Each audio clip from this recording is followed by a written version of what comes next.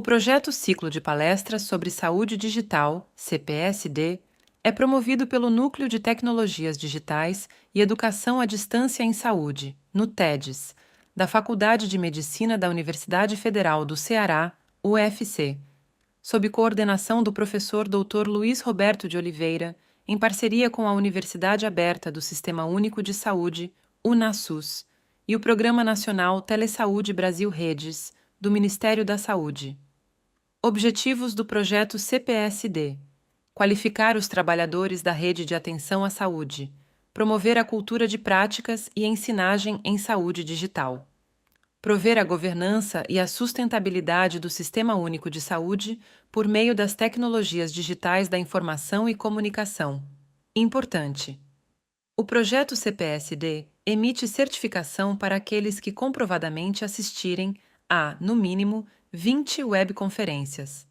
Os encontros virtuais são realizados pela plataforma da Rede Nacional de Ensino e Pesquisa de forma síncrona e disponibilizados no canal do NUTEDES no YouTube.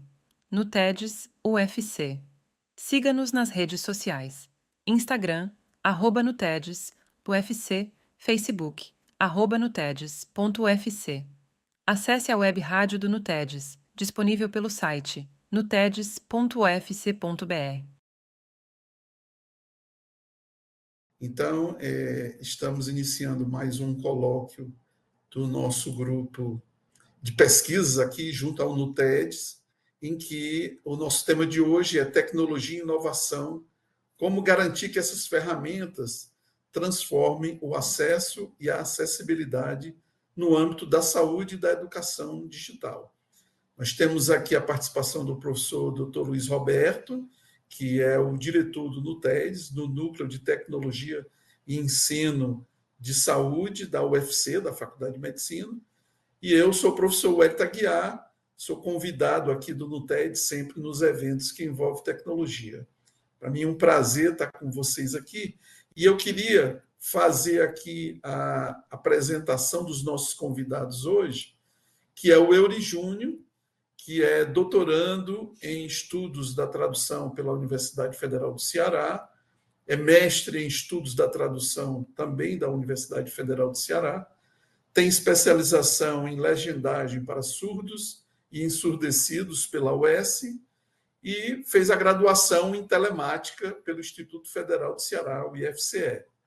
É coordenador da Divisão de Tecnologia Assistiva da Secretaria de Acessibilidade da UFC, membro pesquisador do Laboratório de Tradução Audiovisual da Universidade Estadual do Ceará e atua na área de tecnologia assistiva e tradução audiovisual acessível. Esse é o nosso convidado, Eury Júnior. Em seguida, a nossa convidada, Rebeca Barroso Lima. Ela é pesquisadora e comunicadora, apaixonada pelas belas artes e pela acessibilidade cultural. Carrega com ela a força de ser uma pessoa autista e a profundidade de uma limitação visual que moldam a percepção única do mundo e a trajetória acadêmica e profissional dela. Ela é doutoranda em Linguística Aplicada pela Universidade Estadual do Ceará, atua com audiodescritora consultora com foco na acessibilização de obras de arte visuais para pessoas com limitações sensoriais e pessoas com deficiência. É graduada em letras, português, italiano e literaturas e especialista em ensino de línguas estrangeiras em linguística aplicada na UFC. Integrante do projeto Fotografia Tátil, membro do grupo de pesquisa Legendagem e Autodescrição. Você está vendo aí, professor Luiz Roberto, que aqui a gente está falando de pessoas altamente preparadas sobre o tema, viu?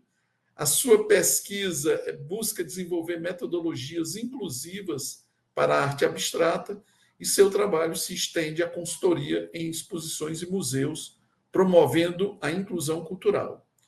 A vida pessoal da Rebeca é guiada pela sensibilidade e introspecção, característica do autismo, com preferência por ambientes tranquilos e interações mais íntimas. Isso a Rebeca e quase o mundo inteiro, viu, Rebeca? Gosta disso. É mãe da Lua, que é uma pastora branca, eu a chamo pastor branco, suíço, que está em treinamento para ser o seu cão de assistência. E a Lua é irmã do Lilo, um gato com pelagem mesclada que compartilha com ela a calma e a serenidade do lar. Busca sempre transformar o mundo em um lugar mais acessível e inclusivo, executando um passo de cada vez. Achei excelente a sua apresentação, viu, Rebeca? Você se colocou aqui de forma espetacular. Então, professor Luiz Roberto, você vê que nós temos aqui duas pessoas aí maravilhosas para contribuir com as nossas pesquisas e nossos debates sobre tecnologia na área da saúde, hoje especialmente falando sobre a acessibilidade dos deficientes visuais e deficientes auditivos ou surdos. Então, está com o professor Luiz Roberto explicar agora o NUTED. Sejam bem-vindos os nossos convidados. Obrigado. Que beleza, ouvi tudo isso, quero agradecer de coração a participação de todos vocês. E promover a acessibilidade é exatamente um dos grandes propósitos que se tornam cada vez mais efetivos e viabilizados pelo uso de ferramentas e de dispositivos e possibilidades trazidas pela emergência das tecnologias digitais em foco das informações das comunicações, das TIC. Né? E isso, na área da saúde, não só nas demais áreas da sociedade, né?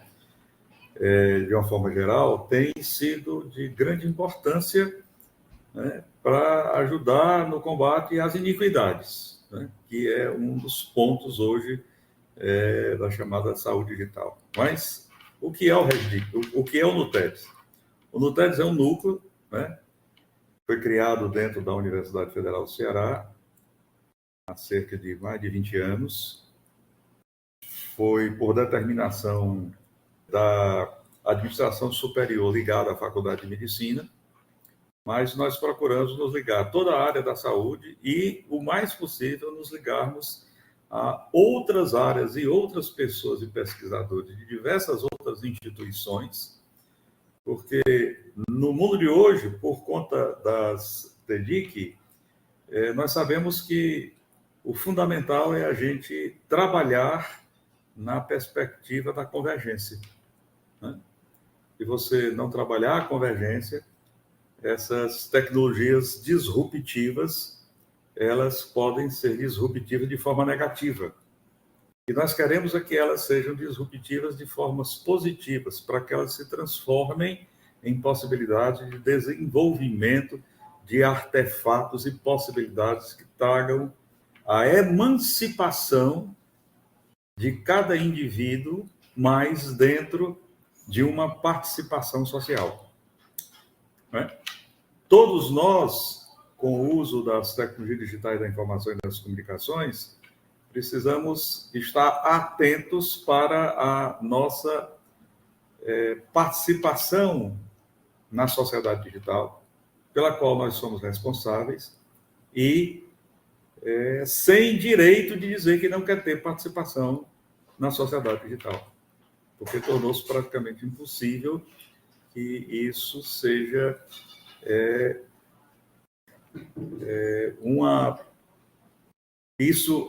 essa não participação abra uma possibilidade construtiva favorável à melhoria, né, da convivência da sociedade. Né? Agora, como são tecnologias disruptivas, é fundamental ações como essa que nós estamos fazendo, exatamente para que a gente possa discutir isso também à luz da filosofia moral, da ética, porque sem essa avaliação ética, o uso dessas tecnologias pode ser, inclusive, muito prejudicial. E existem inúmeros exemplos, né?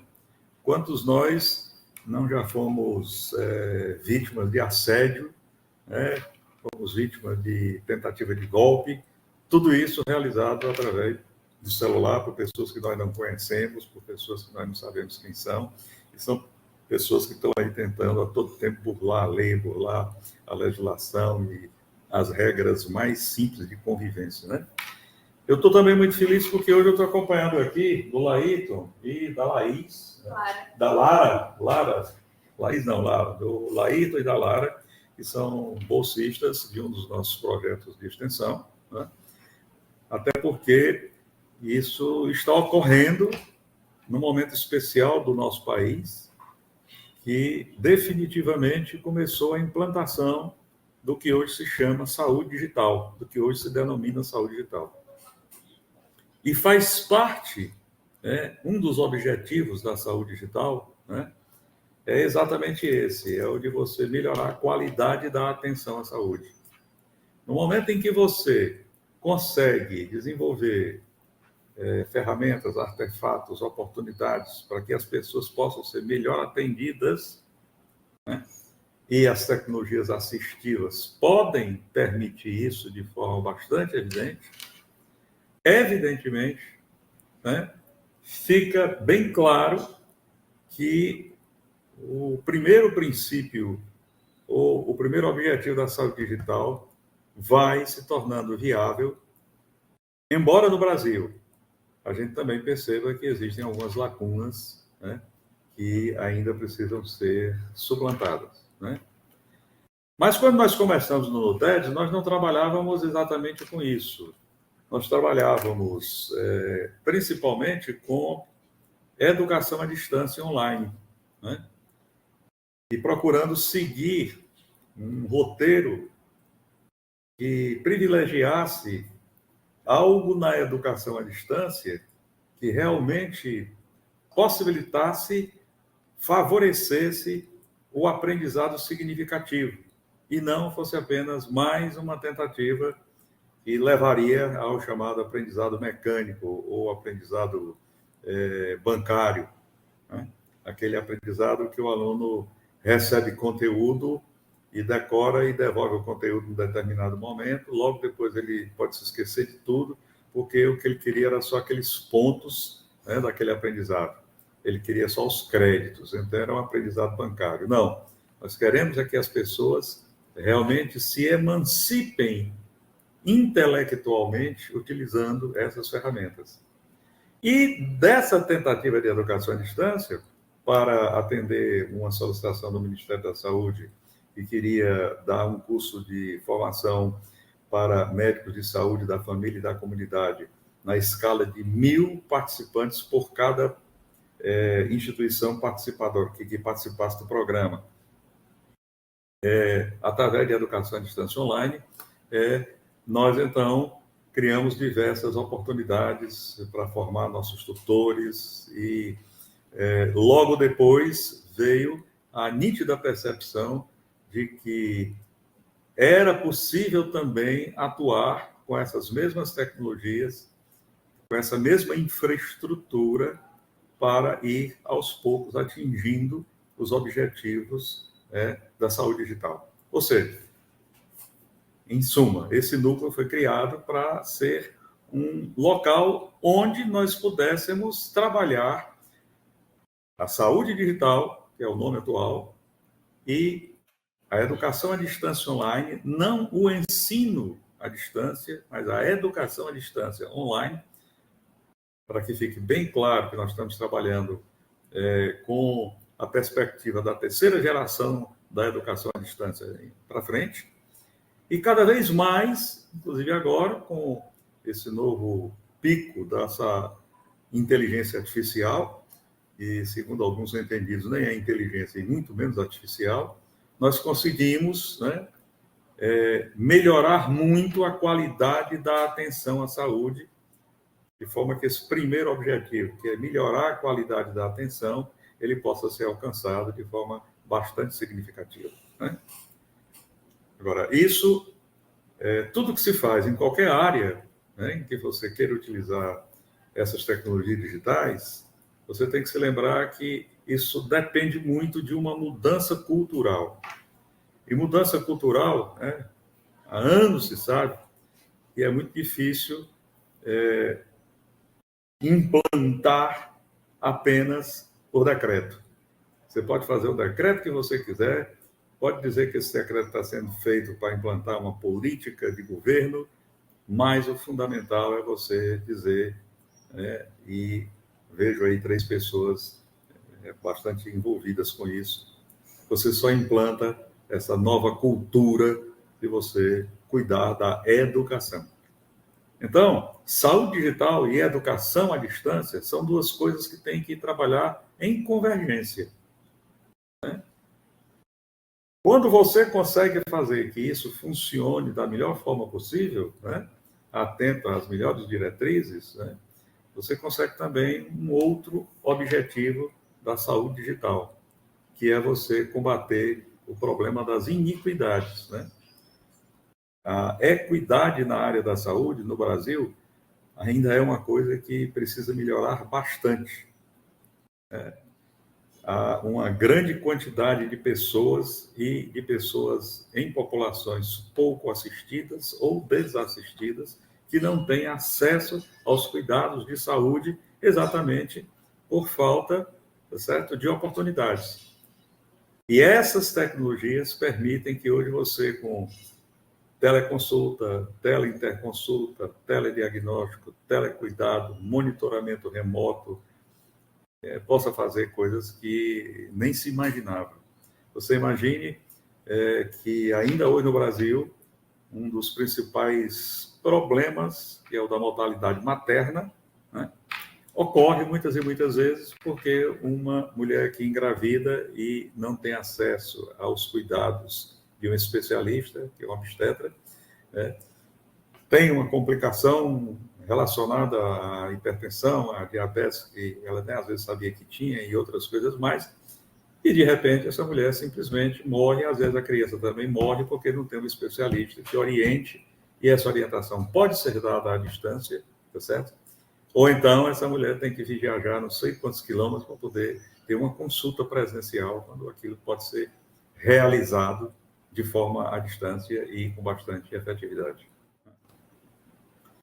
O terceiro objetivo é que você, com essas tecnologias hoje existentes, você consegue fazer uma melhor abordagem gerencial dos gastos na saúde para diminuir os custos e, portanto, diminuindo o desperdício. Ainda hoje nós não sabemos dizer qual é o desperdício na área da saúde. Uma coisa a gente sabe, né? O dinheiro que existe para a saúde nunca é suficiente para as necessidades que também estão ali para serem supridas.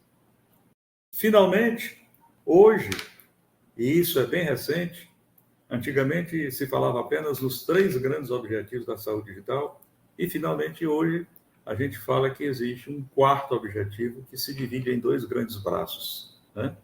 Existe um braço que relaciona-se à satisfação do paciente com a sua jornada de trabalho, com a sua jornada de saúde, desculpa, né?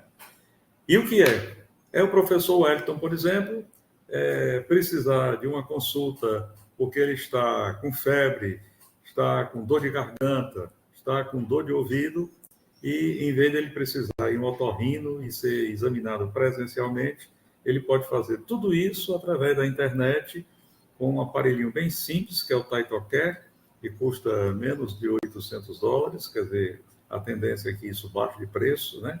Já foi mais de $1.500, né? E ele possa, de casa, no conforto do lar, ele possa ser examinado e atestar que tem febre, e à distância, um especialista em otorrinolaringologia consegue examinar os ouvidos dele, consegue examinar o nariz dele, consegue examinar a boca, consegue fazer uma ausculta pulmonar para saber se tem já alguma coisa que desceu para o pulmão ou não, se é simplesmente uma faringite, se tem secreção, e essa secreção, pela cor, pode indicar que já tem também uma infecção na faringite, que não seja só uma faringite infecciosa. Ou seja, tudo isso traz para o professor Wellington uma satisfação muito grande com a sua jornada de saúde, porque ele não precisou sair de casa, ele não precisou se deslocar, ele não foi para um consultório que ficou sentado lá meia hora esperando, 40 minutos esperando para ser atendido, ele foi atendido na hora. Com detalhe, a consulta dele também foi marcada, não por telefone, foi marcada por um aplicativo que está no celular. A confirmação da consulta veio para o celular. E eu estou fazendo isso, dando esse exemplo, na área de uma atenção de otorrinolaringologia, mas isso hoje se estende para diversos outros tipos de atenção na área da saúde. Um campo, por exemplo, que está crescendo absurdamente é exatamente o campo do monitoramento remoto, né? Na área da educação, essas tecnologias digitais têm sido muito úteis no desenvolvimento, por exemplo, de possibilidades de você fazer simulações de situações que vão ajudar a compreensão ao aprendizado.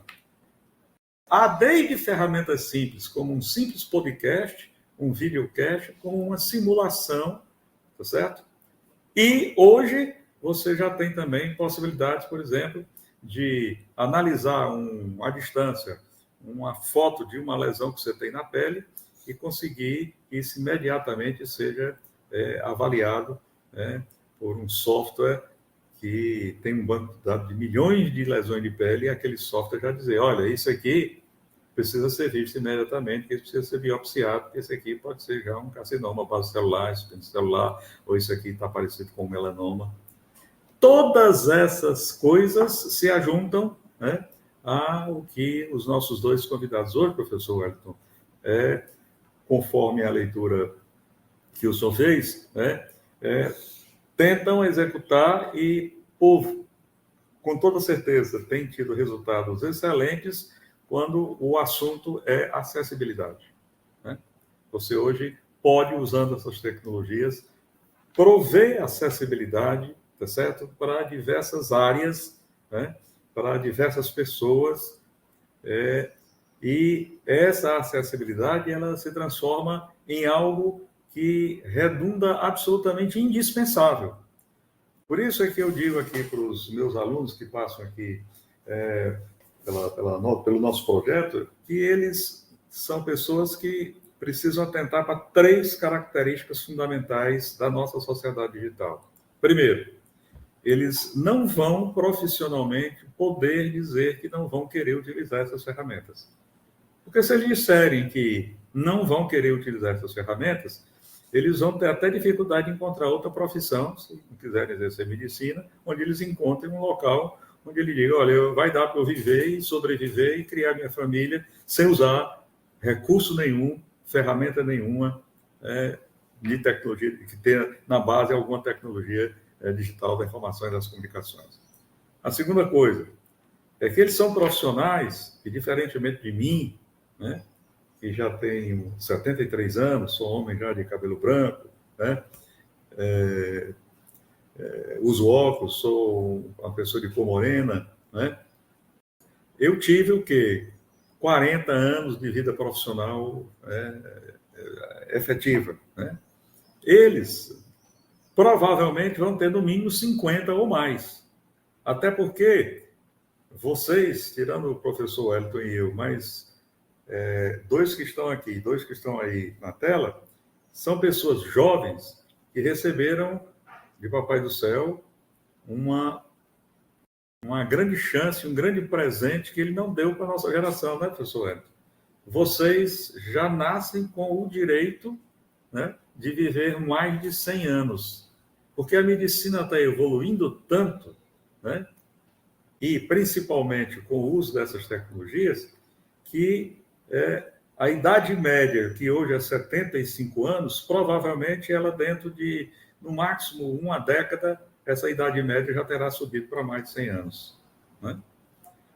Você hoje, com o uso dessas tecnologias na área da saúde, você inclusive pode fazer o que nós denominamos hoje de medicina preditiva. Não é medicina preventiva.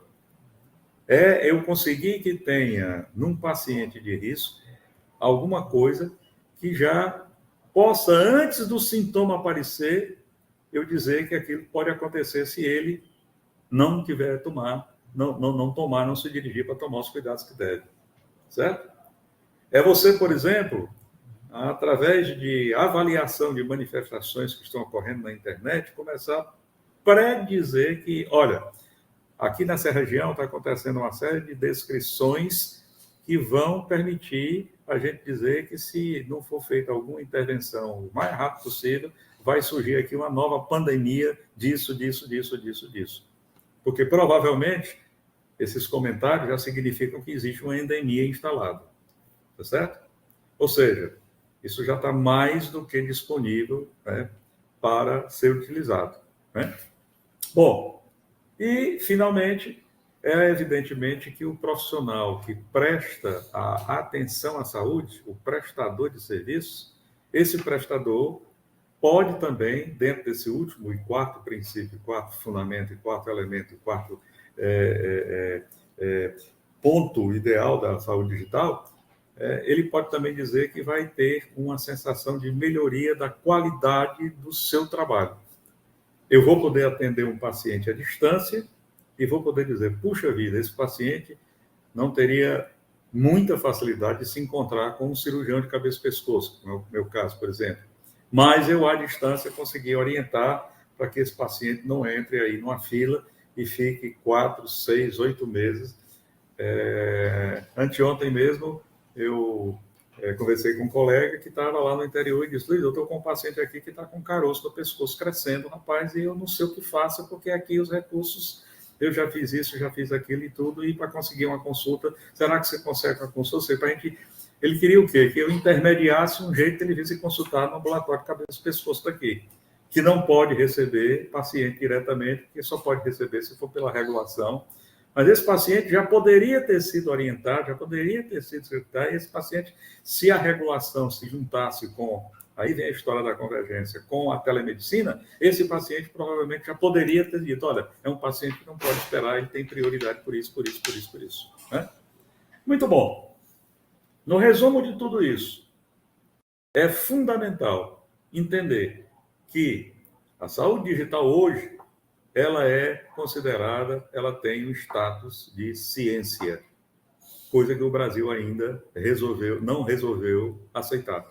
Ela é considerada uma tecnociência multi, inter, intra e transdisciplinar, mas no Brasil ela não é considerada uma área de conhecimento, portanto não tem status de ciência. O grande resultado disso é que, para você abrir um mestrado, mesmo profissional, né, na área de saúde digital, você não consegue, porque você não tem para onde mandar. Você tem que, se mandar, vai mandar para a educação, ou vai mandar para a tecnologia. Eu estou dizendo isso a vocês, que eu tentei fazer isso, um mestrado profissional, com modelo semipresencial, passei 6 meses montando, né, um documento para fazer isso, dei entrada, e quando veio a avaliação da CAPES, vieram algumas coisas ditas lá, que a gente fica até com vergonha do que o pessoal escreve, né? Tal a ignorância. Segunda coisa, é preciso que a gente lembre que a saúde digital requer a participação de diversas pessoas. E quanto mais houver essa aproximação de pessoas que estão trabalhando, né? Porque na hora que você, por exemplo, Beca, disser o que você faz para alguém, né, que em outra circunstância, como aqui na faculdade, nós sabemos da existência de alunos que têm autismo, e você tem ferramentas para ajudar um aluno autista a se sair melhor, né, na sua formação, né, isso vai ter aplicação não só na área específica que você trabalha, que é uma área mais cultural, mas também vai ter aplicações quase que imediatas. Aqui no Ceará tem um centro que trabalha com autista, que é muito conhecido, e é o IPRED. O IPRED tem lá, talvez, uns 600 a 800 pessoas, pacientes que estão sendo atendidos, mas isso não representa, talvez, nem 10% das necessidades possivelmente existentes no estado todo. Você já imagina se a gente pudesse fazer esses atendimentos à distância, dar essas orientações à distância, fazer isso utilizando as tecnologias digitais que existem hoje, né? E o fato de que a saúde digital também ainda não é ensinada de forma obrigatória em todas as áreas de formação de saúde, é outra grande lacuna que precisa ser resolvida, né?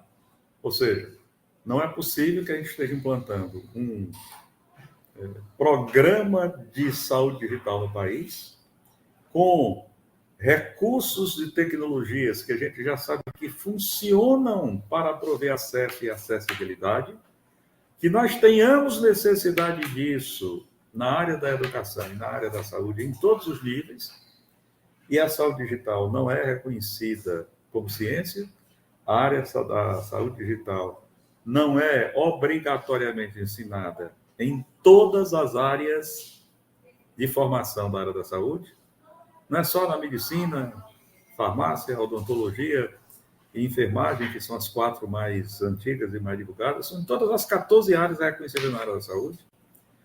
E essas lacunas que eu mencionei, essas 3, elas não são as únicas, ainda tem outras lacunas, mas como o problema aqui a gente discutir acesso e acessibilidade, né? A gente pode deixar isso para uma outra discussão. Quero, portanto, parabenizá-los, né? O núcleo está passando aqui por uma reforma para que nós tenhamos um centro clínico aqui, e tanto a Beca como o Euli Júnior estão convidados a vir pessoalmente aqui para nos visitar. Garantimos que sempre tem um cafezinho e um biscoitinho, tá certo? E ainda mais, né, para que vocês possam, quem sabe no futuro até utilizarem, quando nós estivermos com tudo aqui finalizado, né, vocês possam, né, prestar serviços dentro desses princípios ou dentro desses objetivos da saúde digital, que essa é a nossa vocação, certo? Nós conseguimos fazer a reforma física, estamos agora encaminhando ao Ministério, porque nós somos um dos 8 primeiros núcleos criados no Brasil. Depois criou-se um novo núcleo no Rio de Janeiro e ficaram 9. Quando foi em novembro de 2019, o Ministério da Saúde resolveu suspender todos os núcleos. E 4 meses depois, em abril de 2020, veio a pandemia. E nós estávamos suspensos do trabalho. Ou seja, não pudemos ajudar em praticamente quase nada da pandemia, porque os núcleos simplesmente estavam suspensos. Quer dizer, se os núcleos estivessem funcionando, a gente teria dado uma ajuda imensa na pandemia, porque nós tínhamos pessoas aqui possibilitando fazer isso. Nós tínhamos aqui, o nosso carro-chefe era telecardiologia, né? E tínhamos mais 13 áreas nas quais nós prestávamos pelo menos as teleinterconsultas. Porque até a pandemia, a teleconsulta no Brasil era proibida, porque o Conselho Federal de Medicina se posicionava contra. A telepsicologia já existia, a teledermatologia a gente fazia, né, mas só o telediagnóstico, não a teleconsulta, e outras ações também que a gente fazia, né, mas a existência do núcleo teria, ou dos núcleos teria, e com detalhe, esses núcleos que foram criados, no Norte e Nordeste, só 2, um aqui e um em Recife, né? Quer dizer, isso era coisa para ser em âmbito nacional, né? Bom, o fato é que o NUTEDES tenta hoje trabalhar com educação à distância e se prepara para voltar a trabalhar com telesaúde, né? E esse trabalho que vocês estão fazendo hoje aqui é exatamente um trabalho que se insere exatamente dentro, né, das possibilidades da educação à distância online, né? Porque depois nós divulgamos todo esse material para que as pessoas possam, aos poucos, irem adquirindo, né? Para, além da simples alfabetização digital, possam ir adquirindo também, né, o letramento e a literacia digital, que é de extrema importância para que a medicina não seja aquilo que é feito apenas porque o médico, enfermeiro ou dentista diz, mas porque, inclusive, o paciente participa das ações para a melhoria da qualidade da sua saúde e do seu bem-estar e da sua situação de vida, das suas condições de vida. Tá certo? Muito obrigado. Eu volto a palavra para o professor Wellington.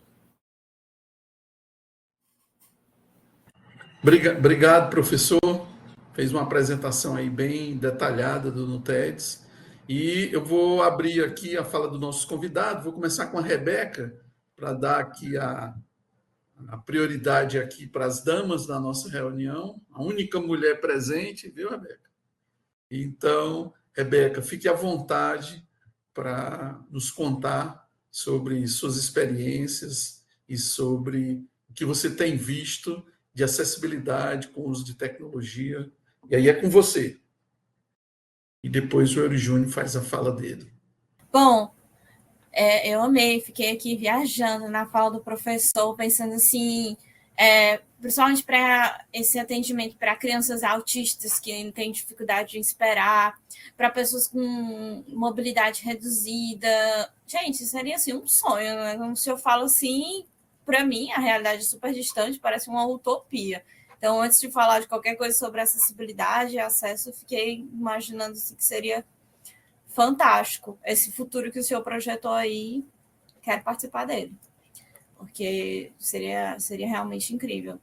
Eu gosto muito de teleconsulta e, para mim, que tenho baixa tolerância a barulhos, é ótimo. Então, eu, desde a pandemia, né, sempre faço teleconsulta. E tudo que tem especialidade de teleconsulta, estou lá, porque é muito mais confortável, muito melhor.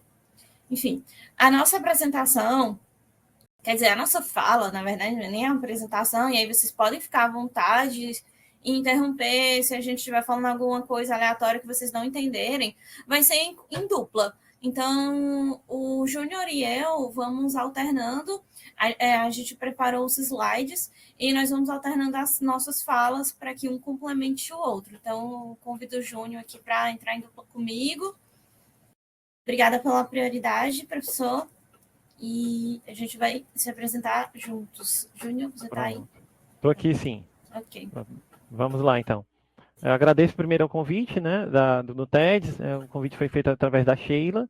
Né, nós já tivemos lá na Secretaria de Acessibilidade uma visita técnica lá de vocês, do TEDS, lá conosco, na ocasião, buscando uma parceria conosco para acessibilizar esses materiais, como esse que está sendo produzido agora, nesse momento, né, para que ele fique disponível no canal de vocês, né, e com acessibilidade para todos os públicos, né. Então, isso foi um motivo do nosso contato inicial com o TEDS, né, e desse contato se desenrolou o convite para estar aqui hoje, né.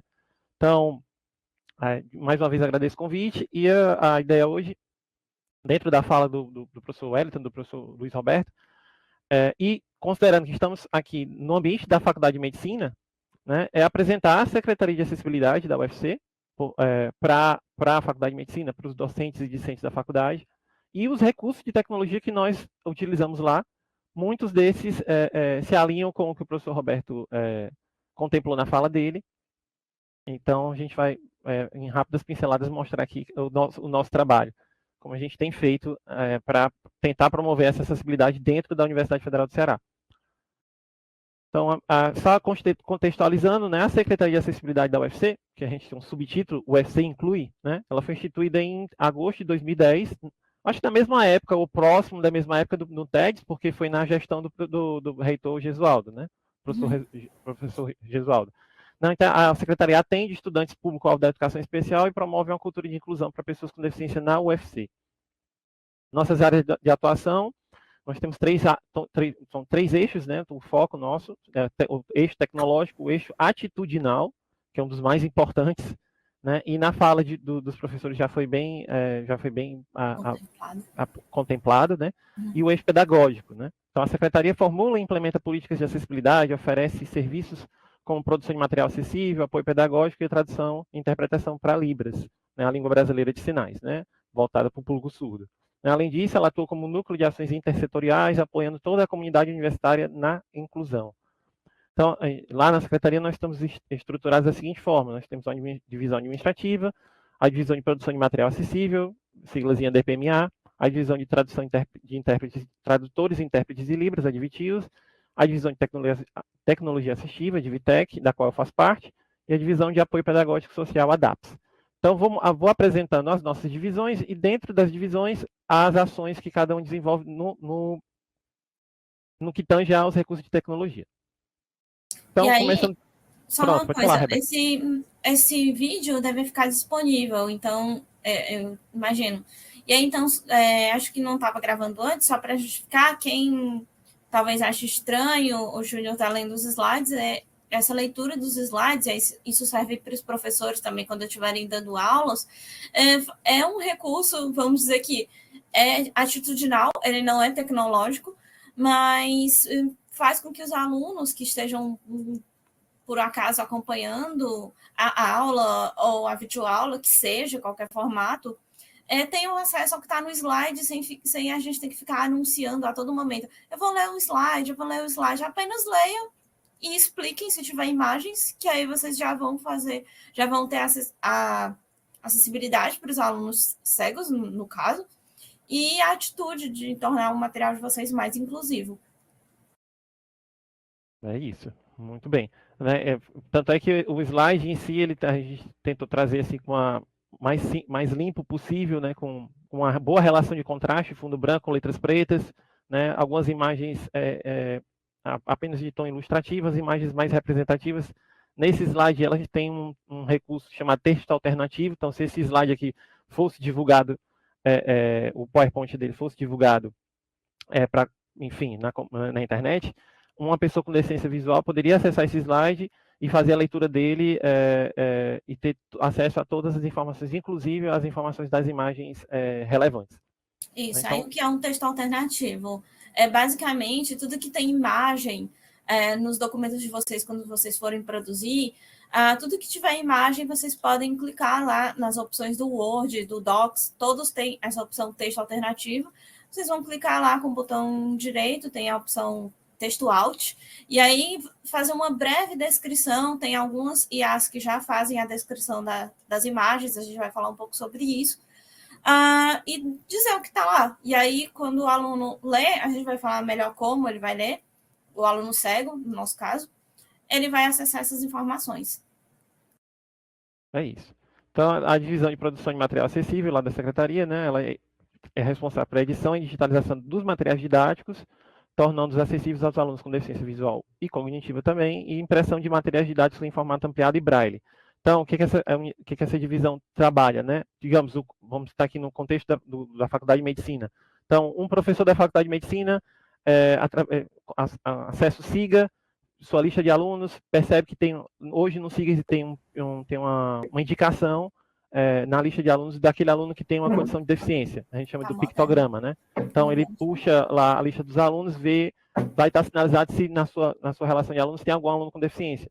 Uma vez identificado esse aluno, o professor entra em contato, o professor, a coordenação do curso, enfim, entra em contato com a secretaria e, digamos, o seu material bibliográfico, aquilo que ele pretende trabalhar durante o semestre, ele pode já previamente, digamos que é um aluno com deficiência visual, ele pode previamente encaminhar para a Secretaria de Acessibilidade, através da divisão de produção de material acessível, para que esse material seja acessibilizado para o aluno com deficiência visual, para que esse aluno tenha acesso um pleno acesso a esses conteúdos, né, e assim diminua as iniquidades, conforme o professor Luiz Roberto pontuou na fala dele. Então, aqui no próximo slide, a gente apresenta aqui duas imagens ilustrativas, né, mostrando o uso dos nossos bolsistas, fazendo esse trabalho, esse processo de digitalização. Então, um determinado livro, de uma determinada disciplina, está sendo escaneado, digitalizado, e não só digitalizado, mas editado, porque pensando que esse material, ao final, vai ser entregue no seu formato acessível para o aluno com deficiência, e o aluno com deficiência vai fazer uso de um recurso de tecnologia chamado leitor de tela. Isso. Que a gente vai falar mais à frente, com mais detalhes. Mas, enfim, com o leitor de telas, o aluno vai poder consumir esse conteúdo, mas ele não é só digitalizado, ele também é editado. Porque, digamos, seja um capítulo de livro, você tem o conteúdo do capítulo lá, do texto, numa folha. Quando chega no final da folha, o que normalmente a gente tem? O rodapé, tem alguma informação de rodapé, tem às vezes número de página, alguma coisa. Quando passa para a página seguinte, você tem a informação de cabeçalho, então o título do capítulo, o título do livro, alguma informação assim, autores, enfim, dependendo de como for o livro, e depois o texto continua. Se for apenas digitalizado, o aluno, quando for consumir esse conteúdo, o leitor de telas vai fazer a leitura do conteúdo, e quando chegar lá no rodapé, o leitor de telas vai interromper a leitura do conteúdo, lê o que está no rodapé, lê o número de página e tal, para a próxima página, ele lê o cabeçalho, lê tudo, e depois volta para o texto. Isso quebra o fluxo do raciocínio do aluno, né? Isso prejudica. Então, na divisão é feita também uma edição desse material. Então, é removido essa, vamos dizer assim, essa sujeira, né? Para que o texto fique o mais fluido possível, para que favoreça o acesso, a acessibilidade desse aluno. Além né? disso, E também, pronto, tem outra coisa. Às vezes o professor tem um material digitalizado, mas apenas escaneado. E aí diz assim, esse material aqui está digitalizado. E, de fato, está em um formato digital. Mas digitalizar não significa que ele é um material acessível. O material tem que ser, de fato, acessibilizado, então mandado para a secretaria, para que possa tornar... Imagina que o scanner é uma fotografia, então a gente vai ter que transformar a fotografia em texto. E aí, para que isso ocorra, ele precisa ser acessibilizado, e aí a foto se transforma num texto, e assim a gente pode ler, porque o leitor de telas, que a gente citou e vai falar um pouco mais à frente com profundidade, ele não lê imagens, ele lê os textos. É isso. Então, e mais aqui uma foto de uma das nossas impressoras Braille, né? Porque alguns alunos com deficiência usam o Braille, né? E preferem o material em texto impresso no Braille, fica mais confortável para eles. Então a gente oferece as duas versões, o arquivo digital ou a impressão mesmo, propriamente dita. Falando ainda sobre essa questão de digitalização, de edição, né? A gente vai falar um pouco de audiodescrição, né? Que é uma técnica que envolve descrever cenas e imagens, tornando-as acessíveis às pessoas com deficiência visual, né? Então, ela pode ser usada em diversos contextos educacionais, como em aulas presenciais, né, na educação à distância, como foi colocado aqui a atuação do NUTEDS, né? E nos materiais didáticos, como livros e vídeos, né? Que permitem aos estudantes com deficiência que tenham acesso às informações visuais, como gráficos, imagens e vídeos, por meio de descrições sonoras, né? A tecnologia hoje dos leitores de tela ainda não é possível, porque não foram ainda integrados com inteligência artificial, mas isso é um futuro bem próximo de acontecer, bem próximo mesmo, por tudo que a gente tem visto, né? Mas o estágio atual dos leitores de tela, tanto no ambiente para PC, para computador, enfim, Windows ou Mac, desktop, enfim, ou para ambiente mobile, seja iOS, Android, iPhone ou Android, enfim, ainda não estão nesse nível de sofisticação. O que eles fazem? Eles leem um texto digitalizado, conforme a Rebeca explicou, o leitor vai fazer a leitura do texto, mas ainda não consegue, passa pela imagem, se a imagem não tiver com aquela texto alternativo que a gente já comentou, né, com a descrição da imagem, ele vai passar pela imagem e só vai dizer imagem. Se for, digamos, um livro, estamos falando aqui no contexto da Faculdade de Medicina, for um livro de anatomia, né? Então está lá o texto do livro e tem uma imagem lá ilustrativa, sei lá, do sistema respiratório.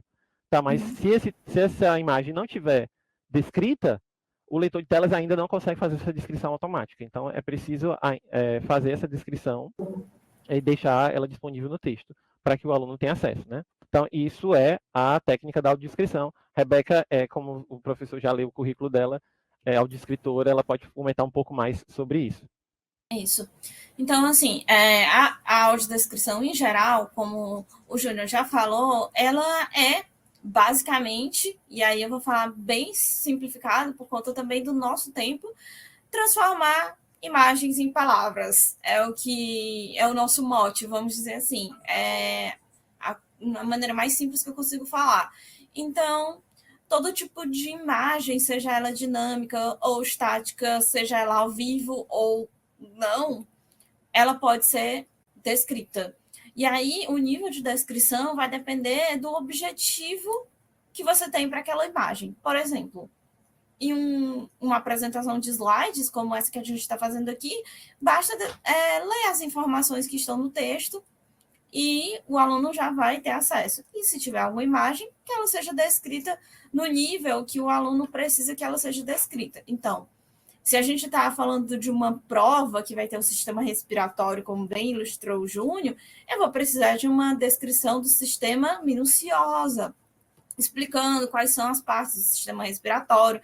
e eu não vou entrar nesse mérito para não falar nenhuma besteira, então não vou citar quais são as partes do sistema respiratório. Mas se for apenas uma imagem ilustrativa de um capítulo do livro do sistema respiratório, apenas dizer o sistema respiratório, que é composto por esse outro itens, já vai ser o suficiente. Se for uma apresentação em sala de aula, o professor pode se deter e explicar de maneira mais ou menos elaborada qual é o nível de detalhamento, qual é o teor daquela imagem, e assim a gente não só integra os alunos com deficiência visual, que eu chamo de limitação sensorial visual, mas também, por experiência, porque já dei aula de línguas, no meu caso era italiano, por muitos anos, aumenta o vocabulário, seja ele de língua materna, seja ele de língua estrangeira, porque às vezes um aluno não sabe como se chama aquela parte ali, ele fala assim, como é o nome disso aqui? É o dedo indicador. Tá, e quais são as partes do dedo indicador? Sei lá. Então, aí você já aprende. A falange, medial, distal, sei lá. Enfim, eu fiz fisioterapia, fiz um curso de massoterapia há um tempo aí. Então, aumenta o vocabulário, aumenta melhora como a pessoa vai explicar as coisas, e isso vai fazer com que os profissionais futuros saibam explicar melhor as coisas para as pessoas, para os futuros pacientes deles, sejam elas pessoas com deficiência ou sem deficiência. Se forem pessoas autistas, dependendo do nível de detalhamento, ele vai te pedir, como eu sempre peço, explicações que não são convencionais. Então, a audiodescrição, ela ajuda a estruturar o pensamento de pessoas TDAH, pessoas autistas, pessoas com cognição comprometida, como falei, ela ajuda a estruturar o pensamento. Então, ela sim é voltada para pessoas com deficiência visual, mas não é exclusiva. A audiodescrição serve a todos os públicos. A gente trouxe um exemplo, né, Rebeca? Sim. E no próximo slide, inclusive é o convite dessa apresentação que nós estamos aqui, né? Isso. Que foi disponibilizado. Então, o que a gente fez aqui nesse caso? A gente providenciou a descrição dessa imagem, né, para trazer aqui como exemplo, só que a gente usou um recurso de tecnologia para fazer essa descrição. Ela poderia ter sido feita, a gente elaborando mesmo a descrição, mas para ganhar tempo a gente usou um recurso de tecnologia, como a gente falou aqui já foi falado aqui, né, nessa apresentação sobre inteligência artificial, né? Então a gente usou um recurso de inteligência artificial, um aplicativo chamado Be My Eyes, que é usado muito usado pela comunidade com deficiência visual. Antigamente ele era um aplicativo de assistência, então a pessoa com deficiência visual instalava no celular dela, e outras pessoas sem deficiência instalavam nos seus celulares, e aquele aplicativo seria, como o nome diz, Be My Eyes, seria a pessoa sem deficiência seria os olhos da pessoa com deficiência. Então, a pessoa fazia ele ainda tem esse recurso, né? Então você faz uma chamada. É o recurso principal. Você instala o aplicativo, né? Você tem várias pessoas com o aplicativo instalado, ele cria tipo uma rede. Então, a pessoa com deficiência, ela faz uma chamada, as pessoas que estão dispostas a ajudar atende, e ela diz, eu estou numa loja de roupas, eu queria que você me ajudasse a identificar as cores, ou escolher, saber se isso é um vestido, se isso é uma calça, alguma coisa assim. Ou então, sei lá, um detalhamento melhor, né? Então, a pessoa sem deficiência, ela ia descrevendo, como se fosse uma videochamada, para a pessoa com deficiência, e ia prestando esse suporte. Aí você pode falar, né? Tipo assim, o WhatsApp não faz isso, mas na época que o Be My Eyes foi criado e lançado, não existia videochamada no WhatsApp ainda. Isso.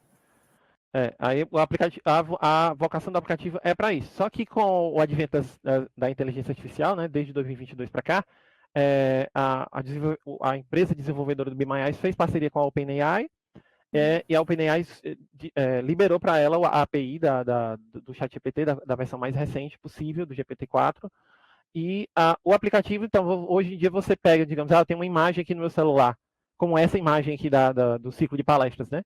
Você pega essa imagem que está no seu celular e você joga ela para abrir dentro do aplicativo. O aplicativo já abre a imagem e já faz a descrição. Então, essa descrição aqui foi gerada automaticamente pelo aplicativo, pelo Be My Eyes, no recursozinho que ele chama Be My AI. Então, aqui, eu só coloquei aqui a hashtag para todos verem, né, que é muito utilizada nas redes sociais para descrição de imagens, né, mas o que está descrito aqui é exatamente o que o aplicativo descreveu. Eu vou fazer a leitura breve aqui por conta da Rebeca e de outras pessoas que podem estar nos assistindo que têm alguma deficiência visual. Então, é um cartaz digital do ciclo de palestras em acessibilidade digital, organizado pelo NUTEDS, FAMED UFC, que acontecerá em 22/8/2024, das 12h30 às 13h30. O tema é tecnologia e inovação, como garantir que essas ferramentas transformem o acesso e a acessibilidade na educação e educação digital. Convidados incluem o professor Dr. Luiz Roberto, professor Dr. Wellington Aguiar, Rebeca Barroso Lima, Eugênio Salles de Souza. Ilustrações mostram pessoas em videochamadas e um computador. Uma descrição bem sucinta dentro do que a Rebeca falou. É um cartaz, não precisa ter todo o detalhamento, que ele está numa cor verde, e qual o posicionamento de cada elemento da tela, porque não é o mais relevante para a informação que está sendo passada, que é um cartaz informativo, né? Então, dentro do que a Rebeca falou, o propósito é esse. Então, esse aqui é um exemplo bem didático do que seria a audiodescrição, como a gente apresentou, né? Então, avançando, aí, não, né?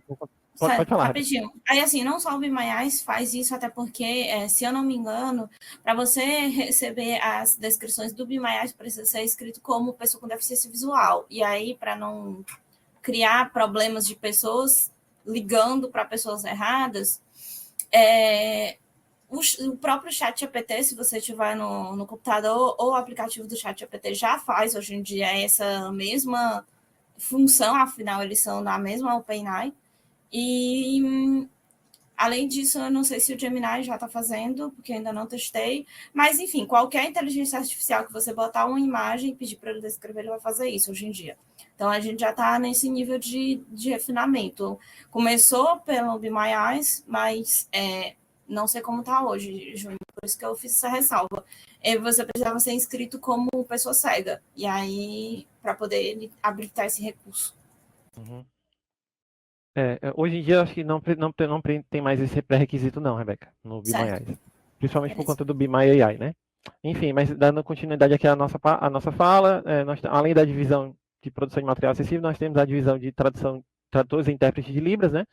Que faz essa questão da interpretação de eventos ao vivo, ou a tradução de textos acadêmicos e produtos informacionais para Libras, né? Atendendo a comunidade das pessoas com deficiência auditiva da UFC, a comunidade surda da UFC, né? Então, aqui é um exemplo bem breve da atuação dessa divisão. Então, aqui na primeira foto, você tem uma imagem de uma colação de grau da UFC, lá na concha acústica. Você tem aqui em destaque o professor Custódio, nosso reitor, e um dos nossos intérpretes, da nossa equipe de intérpretes, atuando, né? Fazendo essa mediação linguística do português que o professor está falando para Libras, para que os alunos surdos que estão assistindo a colação possam ter acesso à fala do professor, né? Essa é a interpretação. A tradução, a gente diferencia porque no caso da tradução, a interpretação é ao vivo, a tradução ela não é ao vivo, não é uma coisa síncrona. Então, a tradução, aqui no caso, a gente está gravando o que a gente chama de janela de Libras, né? Aqui no caso foi para um produto da própria universidade, a UFC Informa, né? Que é o nosso setor de comunicação, desenvolve programas, quadros, enfim, que ficam no portal da UFC, ficam no canal do YouTube da UFC Informa e das redes sociais, e esses conteúdos eles passam pela secretaria para serem acessibilizados, né? Ou com legenda, ou principalmente com a janela de Libras, né? Então aqui é um exemplo, uma ilustração de como é feita essa gravação no nosso estúdio lá na secretaria. Avançando, a próxima divisão é a divisão de tecnologia assistiva, que é a divisão da qual eu faço parte, né? Que a gente presta o suporte tecnológico quanto às tecnologias assistivas disponíveis na UFC para a comunidade acadêmica, né? Elaboramos relatórios técnicos de avaliação de acessibilidade em sites e plataformas institucionais, e fazemos a edição desses vídeos que a divisão de tradução e interpretação de Libras gravam, né? A gente grava, captura essa tradução deles, e a gente faz a edição e disponibiliza o produto final para a unidade demandante, vamos dizer assim. Então, como a gente está tocando aqui em tecnologia assistiva, né, dentro da divisão de tecnologia assistiva, então a gente vai falar dos leitores de tela, né? Então, na plataforma eu acho que a gente até tangenciou sobre isso, né? Na plataforma desktop, né, para computadores, a gente tem o mais usado hoje no Brasil e até a nível mundial, é o NVDA, que é um software gratuito desenvolvido na Austrália, muito utilizado, com um nível de refinamento muito bom. O mais utilizado no contexto americano ainda é o JAWS, que foi o primeiro leitor de telas, mas ele é pago, né, tem uma licença aqui para o Brasil, tem um custo muito alto, chega a ser exorbitante, Sim. mas para o contexto brasileiro. Mas o NVDA é uma alternativa gratuita, desenvolvida na Austrália, e está com um nível de refinamento cada vez maior. Então, é utilizado, é o padrão aqui, por exemplo, na universidade. Se você chega num laboratório de informática da universidade, fazendo até o cumprimento da Lei Brasileira de Inclusão, dos laboratórios de informática do governo federal, tem que ter pelo menos 10% desses computadores com acessibilidade. Então, a Secretaria de Acessibilidade faz esse trabalho de tornar esses computadores com os recursos de acessibilidade, no caso dos leitores de tela. Então, a NVDA é a solução que a gente adota, por ser gratuita e por ser muito boa também. A Rebeca é uma usuária tanto do NVDA, como das soluções para telefones móveis, no caso, o iPhone, né, com o VoiceOver, o Android com TalkBack, ela usa bastante o VoiceOver. E eu posso testemunhar, antes da Rebeca falar, posso testemunhar do quanto isso faz diferença na vida da Rebeca. Assim, do tempo que eu conheço ela usa esses recursos, ela tem uma afinidade enorme com esses recursos. Eu até brinco quando a gente faz a apresentação, que se você pegar uma pessoa sem deficiência e a Rebeca usando o recurso de acessibilidade do celular dela, e você pedir para, sei lá, faz uma postagem aí no Instagram, sei lá, digita um texto, faz alguma coisa, vamos ver quem faz mais rápido. É capaz da Rebeca fazer mais rápido. Pela facilidade, pela ambientação que ela tem com o uso dessas tecnologias, e quanto isso facilita a vida dela no uso das tecnologias digitais, enfim. Rebeca, você pode ficar aberta aí para dar o seu testemunho em relação ao uso disso. Eu concordo, viu, Júnior? Se não fossem as tecnologias, eu não estaria aqui, sem dúvidas, porque e aí eu comecei para vocês terem uma noção, rapidinho, eu comecei a ter contato com o computador, na época que a gente chamava apenas de computador, com 18 anos. Mas antes disso, eu não tinha tido praticamente nenhum acesso a nada digital, era tudo assim, imaginário. E assim, eu fico imaginando as crianças de hoje com recursos voltados para isso, não qualquer criança aleatória com celular, não é isso que eu estou dizendo. Mas as crianças com deficiência, com acesso aos recursos que precisam, seria realmente muito interessante. E aí, assim, o computador foi a porta de acesso de entrada para a universidade, inclusive de permanência, para fazer meus trabalhos, para ler os textos, para acessar lugares como esse aqui, que é um ambiente virtual. Se não tivesse NVDA, eu não estaria aqui, porque não teria como acessar. E o celular também eu sempre falo que é uma janela de comunicação com o mundo, e não só porque a gente de fato está conectado pela internet, mas por nos dar essas possibilidades de acessibilidade, de descrição das imagens, como a gente estava falando agora, que eu estava até falando para o Júnior. Isso aí, na minha época, ou seja, 10 anos atrás, não tinha descrição, não tinha IA tão acessível, porque, claro que a IA já existia, não tinha IA acessível nos nossos dispositivos para que as barreiras diminuíssem. Porque a questão não é se eu vou ser mais ou menos cega, a questão é se eu vou ter as barreiras diminuídas para que eu possa, de maneira equitativa, acessar os mesmos recursos que o outro, que o Júnior, por exemplo. Então, como ele diz, eu tenho muita afinidade, então eu consigo, de maneira autônoma, fazer uma postagem no Instagram, responder uma mensagem no WhatsApp, como o Júnior também pode. Eu não preciso de outra pessoa para fazer isso para mim. E essa autonomia que a tecnologia traz, ela é muito libertadora. Eu consigo pedir um Uber, eu consigo pedir uma pizza. E você estar no lugar de ter que depender do outro para absolutamente tudo, eu posso falar porque vivi isso e ainda vivo em muitos contextos, é extremamente antilibertador, é extremamente frustrante. Então, as possibilidades que a tecnologia assistiva nos traz são realmente infinitas. E olha que a gente nem falou sobre tecnologias de mobilidade, como cão-guia, que apesar de ser um ser vivo, é considerado uma tecnologia assistiva, da qual, inclusive, estou em busca há 14 anos. 14 anos buscando um cão-guia.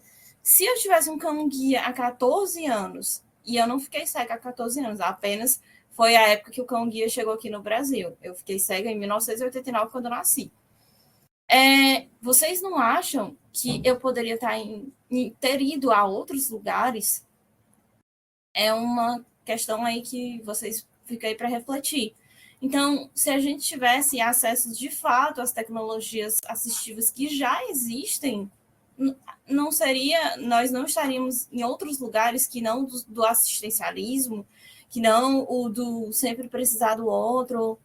Então, realmente, o avanço da tecnologia assistiva, e não só o avanço, mas o acesso, são super importantes, porque a gente tem recursos incríveis, como, sei lá, aqueles óculos que o Júnior estava comentando comigo, o Orca, que não são acessíveis para a população. Então, qualquer recurso de tecnologia assistiva tem que ser não só possível, mas viável, na minha opinião. Porque sem eles, a gente não vai muito longe, não. E aí ficamos sempre aí dentro das nossas casas, sem fazer faculdade, sem estar no mercado, inserido no mercado de trabalho, não porque nós não sejamos capazes, mas apenas que não foi nos dada a oportunidade e nem a possibilidade de estarmos nos espaços. Afinal, nós somos diversos, todos os seres humanos são, e a gente precisa participar da sociedade como qualquer outra pessoa social. Muito bem. Muito bem. Só caminhando aqui para o fim da apresentação, ainda como recurso de tecnologia, nós temos as legendas. Foi um dos motivos da Sheila ter entrado em contato conosco também, para a gente ajudar nesse processo de acessibilização, né? Então aqui eu trago 2 exemplos do que seria uma legenda para surdos e ensurdecidos, uma legenda editada, uma legenda que segue todos os parâmetros técnicos e linguísticos.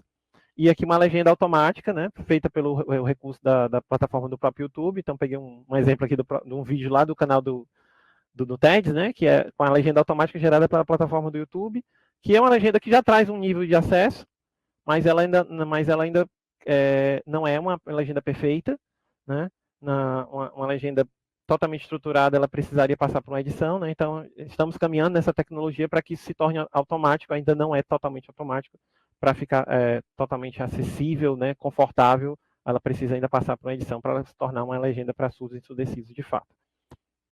E a última divisão nossa, para encerrar a nossa fala, né, apresentando a secretaria, a divisão de apoio pedagógico social, né, que ela presta apoio, dá orientações a professores que atuam junto a alunos com deficiência, de professores, coordenações de curso, né, acompanha o desenvolvimento acadêmico de alunos com deficiência, atendendo suas demandas específicas, acompanha o servidor com deficiência nas suas demandas de acessibilidade e inclusão. Vamos dizer que a DAPS é o coração da secretaria, por onde as demandas chegam dos professores, das coordenações de cursos, dos departamentos, normalmente chegam através da DAPS, e a DAPS ela distribui para as demais divisões dentro das suas áreas de expertise, né? Seja para tecnologia assistiva, seja para produção de material, seja para tradução para Libras. Então, mas o acompanhamento do aluno, esse trabalho primordial que a secretaria faz para garantir que esse aluno entre na universidade e ele consiga concluir o seu ciclo na universidade, o aluno com deficiência, através do trabalho da divisão de apoio pedagógico social da nossa secretaria. Por fim, a gente já meio que já tangenciou quase todos esses assuntos aqui nas nossas falas, mas eu destaquei no slide anterior a questão das orientações, né? Então, que a gente normalmente passa, né? Que não existe um guia para lidar com pessoas com deficiência, não existe esse guia. Às vezes as pessoas chegam, alguns cursos chegam para a gente e procuram, eu tenho um aluno com deficiência inscrito aqui no meu curso, na minha disciplina, como é que me dá um guia, como é que eu faço para lidar com eles? Não existe um guia, cada caso é um caso. Então, a empatia e a autonomia são palavras-chave. A Rebeca já falou bem aqui da autonomia e como ela, com o uso dos recursos de tecnologia, como ela se torna autônoma, né? Mas essa autonomia também se dá através de questões atitudinais. Eu posso até testemunhar aqui, vamos dizer assim, fora do ar, né, dessa gravação, a primeira interação que a gente teve aqui com o professor Wellington foi extremamente teve uma atitude muito positiva em relação a Rebeca. Ele se apresentou, ele fez toda uma descrição. Então, a gente chama isso de... existem as barreiras atitudinais, como a Rebeca colocou, e o professor Wellington se mostrou uma pessoa que está, assim, quebrou essa barreira automaticamente assim que a gente entrou aqui na plataforma para começar esse colóquio. Então, assim, esse tipo de coisa, empatia, autonomia são palavras-chave, né? Conversar com o aluno sobre as estratégias de ensino e aprendizagem já no início do semestre é um bom caminho. Então, não existe Afinal, um dia... ele chegou lá, né?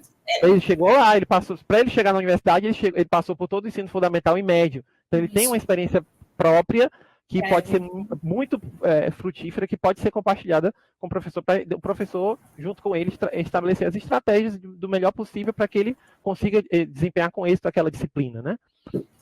Outra questão, não presumir incapacidade do aluno com deficiência. Porque ele tem deficiência, ele é incapaz? De jeito nenhum. A gente vai tentar minimizar essa limitação que ele tem com estratégias pedagógicas ou com recursos tecnológicos, mas jamais presumir capacidade do aluno, né? Dirigir-se ao aluno e não ao acompanhante ou intérprete. Acontece bastante, principalmente no contexto dos surdos. Tem um aluno surdo e o intérprete, e a pessoa vai se dirige ao intérprete, não ao aluno surdo. Não, aqui está sendo atendido, digamos, num contexto de saúde, o aluno surdo vai lá no CEMUFS lá que tem lá no Benfica, né, que é aquela unidade da UFC que faz o atendimento médico dos alunos, né? Então, chega um aluno surdo lá, quem estiver atendendo não é para se dirigir ao intérprete, é se dirigir ao aluno. O intérprete está lá e faz a mediação, o profissional entende, né? O que ele está sentindo? Não, pronto, a Rebeca falou bem, o que ele está sentindo? Não. Pergunte para a pessoa o que ela está sentindo. Se no caso tem essa barreira linguística, o intérprete está lá para fazer essa mediação linguística. A menos que seja uma pessoa cega ou com autismo, né? Não se dirigir ao pai e à mãe, se dirigir à pessoa, né? E são questões atitudinais que fazem toda a diferença, né? E sempre que possível, a gente já falou isso várias vezes aqui durante a apresentação, né? Sempre que possível, descrever as imagens relevantes para o entendimento do conteúdo. E conte com o apoio da Secretaria e os nossos agentes de acessibilidade espalhados aí por cada unidade acadêmica para trabalharmos juntos e promovermos essa inclusão na nossa universidade. Então, assim, era isso que eu tinha para passar hoje com vocês. Agradeço aqui a parceria de sempre com a Rebeca. Rebeca, pode dar suas considerações, enfim, o que você tem eu já estou aplaudindo, viu, Euris Júnior? As atitudes. Obrigada. Muito eu legal, acho que o Júnior já resumiu bem. A gente não vai mais tomar o tempo de vocês, mas isso. Eu acho que a atitude é o primeiro passo, porque se cai muito naquela coisa de mas uma tecnologia é muito caro, e existem tecnologias assistivas de baixo custo, coisa que você faz com um papelão, com tampinha de garrafa. Então, não é dizer que não existe, eu tenho que comprar um computador caro, coisas caras. A atitude é a primeira, que é de graça, qualquer um pode ter, e depois a busca, e aí essa busca ela é infinita, porque sempre estão surgindo coisas novas, mas ela precisa partir da gente. O que a gente pode fazer para aquele nosso aluno, para aquele nosso paciente, para aquela pessoa que está ali na nossa frente, que pode ser eu, pode ser você, pode ser sua mãe, pode ser seu parente, pode ser seu filho. Então, por que não lidar com ela, seja em qual contexto for, da melhor forma possível? Afinal, é um semelhante, é outro ser humano que merece respeito e dignidade, autonomia e acessibilidade. É isso. Legal, legal. E Júnior, você falando aí das atitudes, eu lembrei de uma situação que eu já vi, de pessoas quando se comunicam com deficientes visual, começam a falar mais alto, achando que falar mais alto vai fazer com que ele compreenda melhor. Tá entendendo? Isso é um comportamento atitudinal deficiente das pessoas. E aqui, para falar para a Rebeca, eu trabalhei durante muitos anos, Rebeca, com 2 profissionais de tecnologia, que eram 2 programadores deficientes visuais. E eles programavam, na época a linguagem era COBOL e Natural, eles programavam muito bem, eles entendiam muito bem os requisitos, tinham um nível de concentração muito grande e eram grandes profissionais. E um deles, inclusive, era o Dimarange, que a gente chamava de Didi, ele também fazia afinação de violão, violino e piano. Ele tinha era um dos caras mais conhecidos aqui em Fortaleza, fazendo esse tipo de atitude. Ok.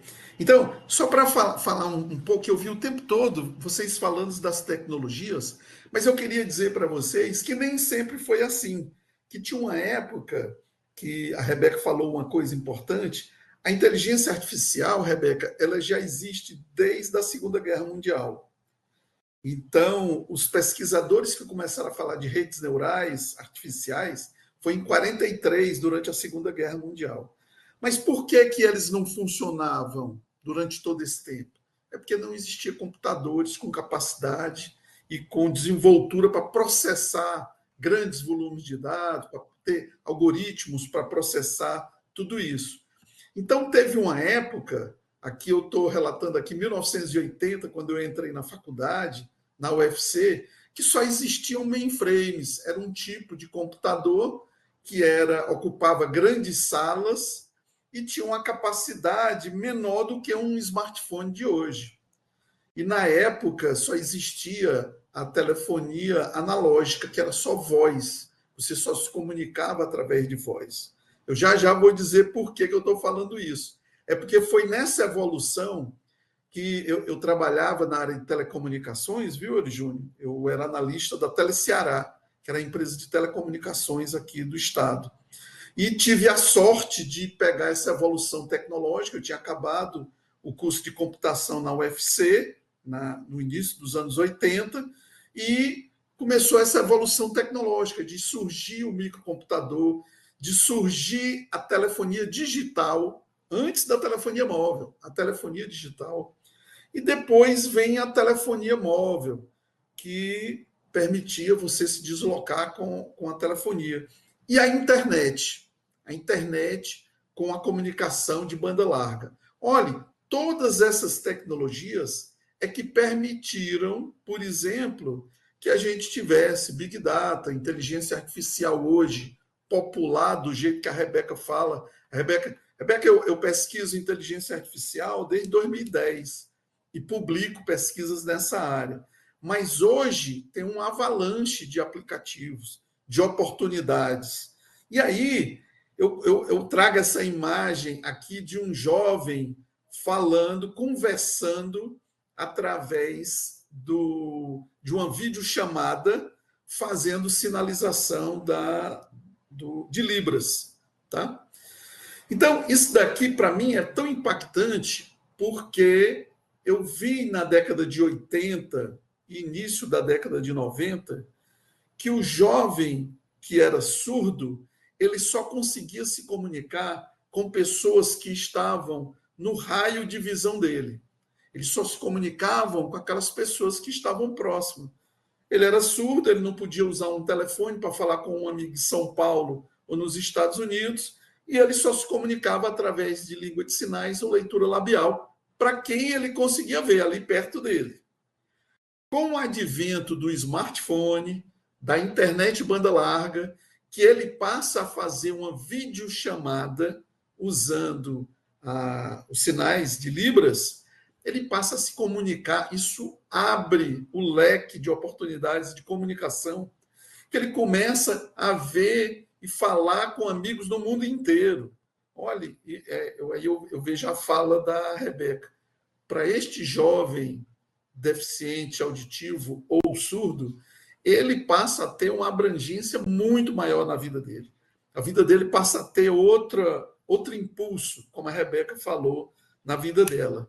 E aí, a evolução tecnológica permite coisas do tipo... Eu trouxe só duas aqui, bem simples, que é um relógio tipo pulseira, que ele dá um alarme tipo vibratório, quando uma pessoa próxima da Rebeca falar o nome dela, da Rebeca não, de um deficiente auditivo ou de um surdo, se a pessoa falar o nome dessa pessoa, João, o relógio vai entender que aquilo é o nome dele, que alguém está chamando ele, e vai ter uma vibração que representa o nome do João.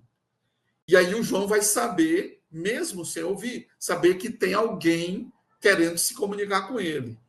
E o som de perigo de um carro se aproximando, de um risco de atropelamento, ele recebeu uma vibração. Quer dizer, vários tipos de sinalizações vão ser representadas, o aparelho vai coletar a informação e vai representar através de vibração. Isso é, entendeu? Para esse deficiente auditivo ou visual. Quer dizer, é uma ferramenta simples que tem que traz uma qualidade de vida para essas pessoas. A outra...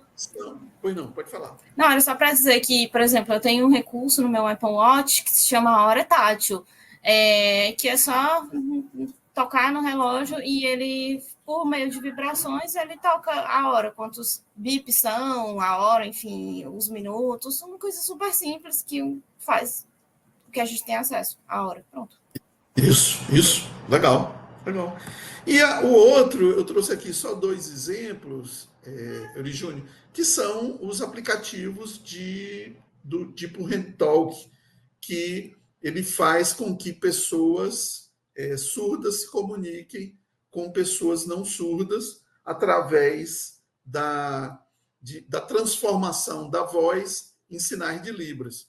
Isso aqui dá uma abertura enorme para essa população, mas volto a dizer, só foi possível por conta da evolução tecnológica em 93 a gente está implantando telefonia móvel no Ceará, em 96 começar a comunicação de dados, em 98 a privatização das telecomunicações, e aí começa a ter banda larga em todas as capitais do Brasil, e a telefonia móvel com smartphone com qualidade a partir de 2010, que passa a fazer videochamada, os aplicativos com grandes capacidades, como acelerômetro, como GPS, uma série de facilidade. Uma outra coisa que a Rebeca já deve ter ouvido falar, uma bengala que tem o sensor tátil que informa a aproximação de produtos ou de barreiras. É assim, Rebeca, já ouviu falar? Sim, professor. Eu vou dizer que é assim, eu já ouvi, nunca vi nem comi, eu só ouço falar. Já ouvi falar, mas nunca manuseei. Então, é uma bengala que, por meio de vibração, ela te fala coisas que estão próximas, por exemplo, um muro, um poste. Isso, uma calçada. Uma calçada está terminando o meio-fio, começando o meio-fio, tem uma rampa. Hoje, já ouvi falar também, de novo, nunca testei, tem bengalas que se ligam com o GPS do celular, e aí por meio do Bluetooth eles te falam um caminho que você pode seguir, você bota a rota lá no Maps, sei lá, onde você quiser, que também funciona assim, mas nunca experimentei. Legal, exatamente. E ela se comunica com o seu fone de ouvido e ela fica falando, fica vocalizando o que ela está percebendo naquele ambiente, tá certo? Então, quer dizer, são tecnologias que estão se apresentando cada vez mais, e a Rebeca falando aí, eu sou um cientista, tá, Rebeca? Então, eu fico o tempo todo pensando de oportunidades de uso da tecnologia para a sociedade. Eu não quero mais ficar rico. Na minha idade, eu não vou mais ficar rico, então também não me preocupo mais com isso. Então, eu quero só ser feliz. E aí, eu vendo uma coisa, por exemplo, eu gosto de correr aqui no Parque do Cocó. E eu observei algumas vezes que eu estou correndo, que de repente, quem está correndo não está vendo quem está se aproximando por trás. E às vezes vem uma bicicleta, ou às vezes uma pessoa correndo com uma velocidade maior, tá? E aí eu comecei a pensar em bolar uma estratégia de que no meu smartphone ele tem um sensor de quando tiver uma pessoa se aproximando, sim, ele poder me avisar pelo meu fone de ouvido, que eu corro ouvindo música. Aí eu fiquei pensando agora, você comentando, a mesma coisa vale para o deficiente visual, porque se ele está caminhando num canto e tem uma bicicleta se aproximando, ou um carro na direção dele, que ele receba informações de que tem uma aproximação. E, no seu caso, tanto vale para por trás como pela frente. Ou uma pessoa que... estranha, professor. Às vezes a gente está ali no nosso caminho e aí pessoas querem nos abordar sem que a gente consenta, e então se tornaria uma ferramenta de segurança, seria muito legal. Exatamente. E aí, você falando aí das condições, eu fiquei pensando, a minha ideia para o corredor também vale para o deficiente visual. E tem uma outra pesquisa. Né, professor?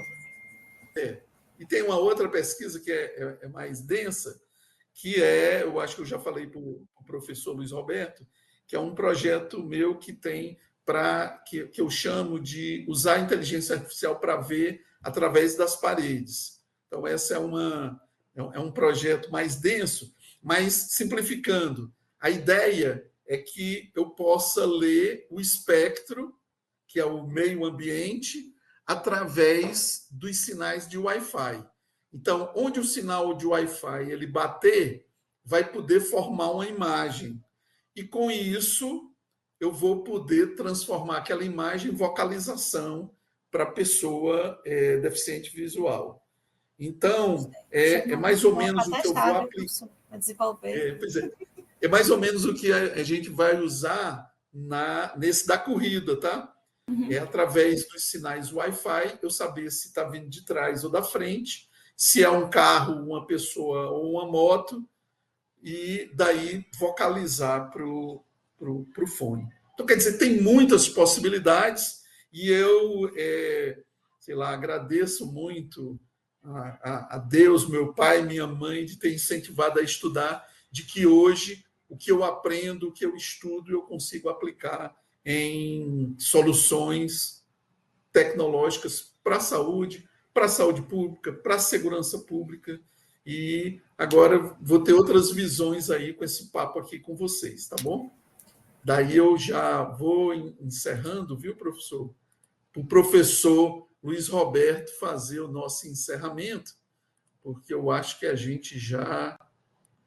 Hein, professor? Eu acho que a gente já extrapolou. Hein, professor? Acho que já extrapolou, mas quando o papo é bom, não tem fim, né, professor? Tranquilo, professor. Foi excelente. Eu fiquei aqui várias vezes pensando, durante a fala da Rebeca e do Yuri Júnior, quantas pessoas conhecem essas coisas, quantas pessoas sabem que existe isso dentro da Universidade Federal do Ceará, isso, e quantas portas podem ser abertas, quantas oportunidades podem ser ofertadas, né?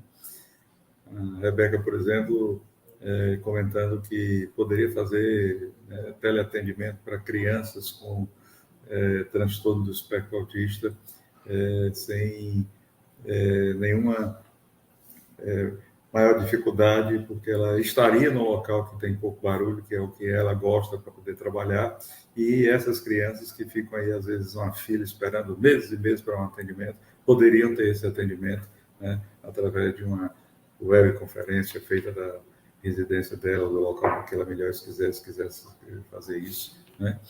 E eu até aqui do teste, que quando for para a videoconferência não, quando for para o atendimento, né, o individual, nós temos 2 salinhas que são fechadas exatamente para manter o sigilo. A descrição, né? Descrição e todo o cuidado com a individualidade da pessoa, para não expor a pessoa, etc. E tudo e tal. Então, nós fizemos isso, inclusive, ou seja, não é só o teleatendimento por consulta a um outro profissional, né? E até para acompanhamento mesmo, né? Que quantos profissionais hoje no interior precisariam de uma segunda opinião, etc. E tudo isso também poderia ser dado, né? De forma bastante tranquila, né? Então, assim, eu fico muito feliz que a gente esteja podendo colaborar, podendo convergir e ajudar a divulgar a existência dessas possibilidades e ferramentas que vão contribuir para melhorar a qualidade da atenção, entre outras inúmeras possibilidades, né? Então, eu quero agradecer. Não sei se o professor Wellington acha que deve ser feita uma rodada final de afirmações, mas nós estamos aqui abertos e espero, sinceramente, que essa não seja a primeira e única, seja a primeira de uma série de outros encontros que nós possamos fazer para abordar, porque esse tema da acessibilidade, eu acho que é um tema fundamental, né? No mundo que cada vez mais caminha para o sonho da aldeia global, você ter pessoas que ficam isoladas, impedidas de se comunicar, impedidas de falar com o outro, e se nós temos ferramentas que são capazes de apoiar e de ajudar para que essa barreira, como falou a Rebeca, possa ser suplantada, né? Muito obrigado e, professor, fique à vontade para as suas considerações. Tá bom, eu agradeço a oportunidade. Vou falar para o Eury Júnior. Júnior, durante muito tempo eu dei aula na universidade e sempre tinham alunos deficientes auditivos ou surdos e sempre trabalhava com um tradutor de Libras. E com isso eu aprendi algumas coisas. Uma delas é dizer que... Conhece esse sinal? Era poder dizer que eu estou liso, que era um sinal que eu dizia lá para os meus alunos, que dizia assim, aí tinha um sinal assim, viu, professor Luiz Roberto? Não é o caso do professor Luiz Roberto, mas é o meu caso. Ele dizia assim, aí fazia assim, que era dizendo que está liso, eu estou liso, está entendendo? De dinheiro. Também assim, né? Então, a gente aprende demais e é uma oportunidade única. Aqui eu aprendi bastante com a Rebeca falando do deficiente visual e eu convivi muitos anos com esses colegas. E para você ter uma ideia, Rebeca, na época você falou do NVDA, que lê a tela para você, que lhe traduz a tela. Na época, o Didi e o Ferreirinha, que eram esses dois programadores que trabalhavam comigo, eles tinham um pequeno teclado, tipo um teclado reduzido, que ficava ligado na CPU, e eram equipamentos IBM na época, que ele tinha uma tecla que lia para ele, no som, lia só a primeira letra seguinte. Tinha outra tecla que lia a palavra seguinte. Tinha uma tecla que lia a frase toda, tinha uma tecla para ler a letra anterior, a palavra anterior, tá? Então, naquele tecladinho dele ali, é que ele conseguia ler a tela do computador, só que era uma tela que era, como é que a gente chamava na época? Ela não tinha imagem, ela era uma tela só de caracteres. Era uma tela IBM de 25 linhas por 80 caracteres. Então, ela lia caractere a caractere. É só o prompt, né? Só o prompt, né? É o equivalente ao prompt. Uhum. Só que, na época, era uma tela padrão de 80 por 25. E ali, a partir daquilo, ele escrevia programas de alto nível. Uhum. Era uma coisa fabulosa.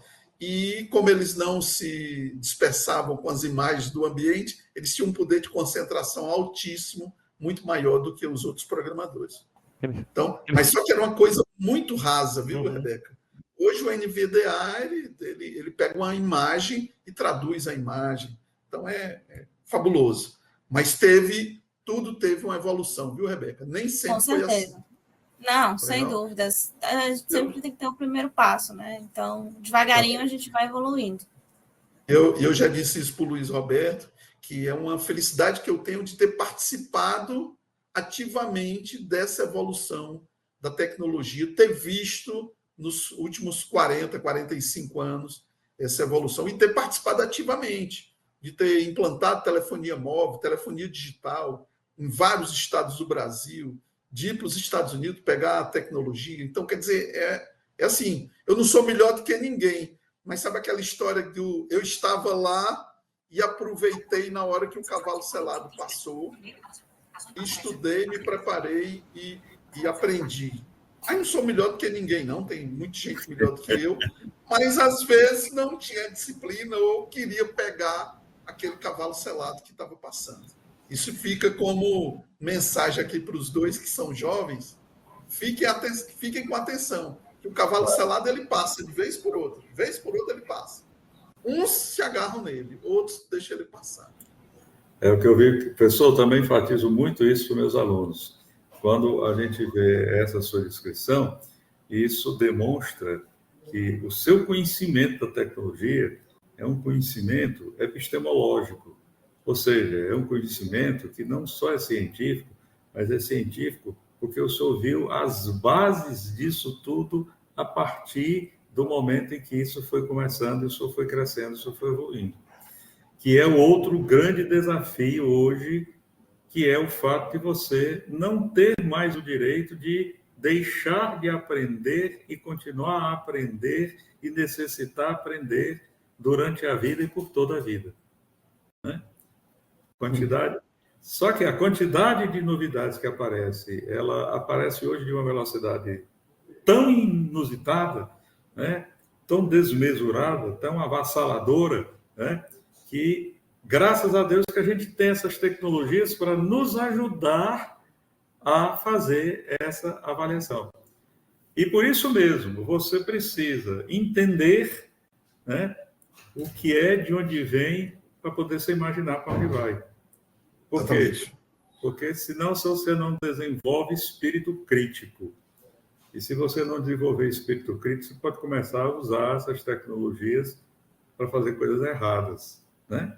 Sim. Outro dia me perguntaram por que é que você não pode aqui no Brasil fazer uma teleconsulta de um paciente que está no outro país, né? Não pode. Por quê? Porque a teleconsulta feita aqui, se houver uma quebra qualquer na Lei Geral de Proteção de Dados, uma comunicação de dados que não deveria ter sido feita, etc., e tudo, imediatamente pode ser determinado que aquele serviço pare. Né?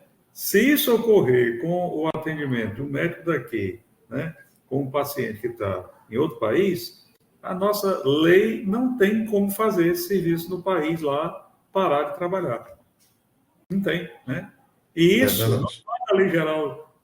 Isso não está na Lei Geral de Proteção de Dados, está no Marco Civil da Internet. Né?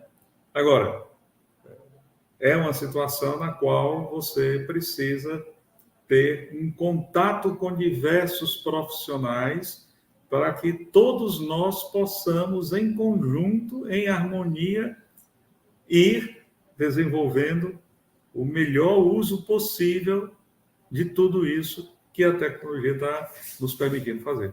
Né? Bom, meus amigos, professor... Professor, só dizer uma carteirada que eu dei um dia desse, eu falando aí da gente ter participado da história e tal. Aí eu dei uma carteirada, eu acho que vocês entendem esse termo, que eu tinha mandado me pediram um artigo sobre tecnologia para a revista do médico. E aí, lá do CREMEC. E eu tinha feito o artigo, umas 4 páginas, sei lá. E aí a pessoa lá da edição, o editor, me ligou e dizendo, professor, tal, tá muito bom o seu artigo, mas o senhor tinha que colocar a referência de onde é que o senhor tirou tal informação. Por exemplo, o senhor botou aqui que a telefonia móvel no Ceará foi no dia 30 de novembro de 93. De onde foi que o senhor tirou isso? De qual artigo? O senhor botou que em 94 foi implantado no Maranhão, no Pará, no Amazonas. De onde é que o senhor tirou isso? E aí ele foi fazendo essas perguntas, né? E eu dizia, não, eu não botei porque fui eu que implantei, eu estava lá. Aí esse é o momento da carteirada. Aí eu digo, rapaz, eu não botei por um motivo, porque era eu fazendo. Não peguei de canto nenhum, não. E não tem isso em canto nenhum. Sou eu que sei, porque em 93 eu passei uma semana sem dormir para no dia 30 de novembro começar a funcionar a telefonia móvel no Ceará, eu e outros engenheiros lá da Teleceará, né? Mas eu dizendo, Porque a gente passou uma semana sem dormir, testando, para no dia 30 de novembro de 93 funcionar do Ceará. Em 94, na Copa do Mundo, implantar no Maranhão, no Pará e no Amapá. Em 95, no Amazonas. Aí eu fui dizendo para ele, mas eu estava lá. Então, quer dizer... Isso aí é obra minha, né? De participar da história. Eu sou a referência. Aí ele falou da banda larga. Eu digo, de novo, a gente estava implantando o Velox, que era a primeira banda larga aqui no Ceará, em 96. Eu estava lá implantando, fazendo a cobrança e tal. É por isso que eu não botei. Aí ele tá certo, assim o senhor tem razão. Aí me deixou. Pessoal, obrigado aí. Obrigado, eu, Júnior, Rebeca. Um abraço a vocês. Façam aí as falas finais para a gente encerrar. Tá bom? Rebeca, fica à vontade. Eu acho que eu já falei tudo que eu tinha para falar. Eu queria só agradecer o espaço novamente e espero ser chamada para não só testar esses recursos aí, mas para desenvolvê-los. Eu adoro essa área de tecnologia. Já falei para o Júnior várias vezes que eu quero ir para a área da TI. Então, eu já fui tester na Dell. Eu adoro fazer essas coisas. Então, pode contar comigo. E para futuras palestras, também estou à disposição. Obrigada. Eu, mais uma vez, agradecer a oportunidade aqui, dessa parceria que está se iniciando do TEPS com a Secretaria, né, esse espaço para a gente apresentar a nossa Secretaria e promover essa cultura de inclusão na universidade toda.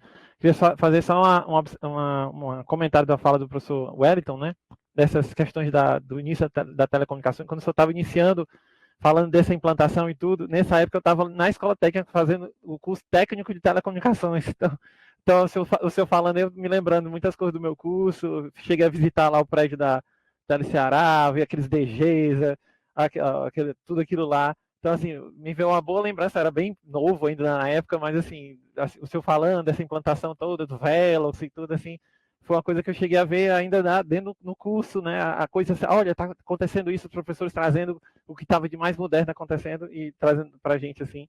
Então, assim, foi uma lembrança bem saudosa. Legal. Eu tinha 4 anos, então... Pois é, mas a minha mãe... eu fiz essa conta, viu, Rebeca? Você tinha falado já aí que nasceu em 89, eu fiquei pensando aqui, a Rebeca tinha 4 anos. Exatamente, mas a minha mãe, ela era secretária de um diretor hoje em dia a SOP, que é a Superintendência de Obras Públicas, e eu lembro muito bem que ela foi uma das primeiras pessoas a ter uma linha da TIM. Na época, a primeira que tinha a TIM, então ela foi uma das primeiras que teve TIM para falar com o chefe dela. Legal. Sucesso aí para vocês, pessoal. Professor Luiz Roberto,